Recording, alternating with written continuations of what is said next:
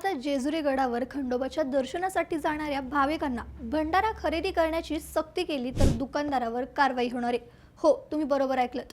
नेमकं प्रकरण काय आहे सांगते, पण त्या अगोदर थोडक्यातला नक्की फॉलो करा। तर जेजुरी गडावर येळकोट येळकोट जय मल्हारच्या जयघोषात भंडाऱ्याची उधळण केली जाते। मात्र गेल्या काही दिवसांपासून मंदिर परिसरात पार्किंग आणि भंडारा खरेदीवरून भाविक आणि स्थानिक व्यापाऱ्यांमध्ये प्रचंड वाद होत असल्याच्या घटना समोर आल्यात।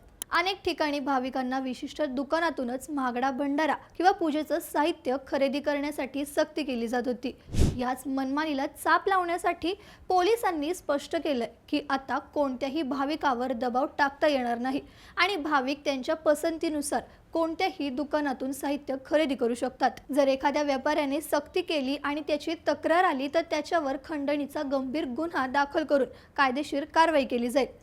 मग प्रशासनाने घेतलेल्या या निर्णयाबाबत तुम्हाला काय वाटतं? तुमचं मत आम्हाला कमेंट्समध्ये नक्की सांगा। ही रील जास्तीत जास्त लोकांना शेअर करा आणि अशाच महत्त्वाच्या अपडेटसाठी थोडक्यातला फॉलो करायला विसरू नका। बातमी म्हणजे थोडक्यात।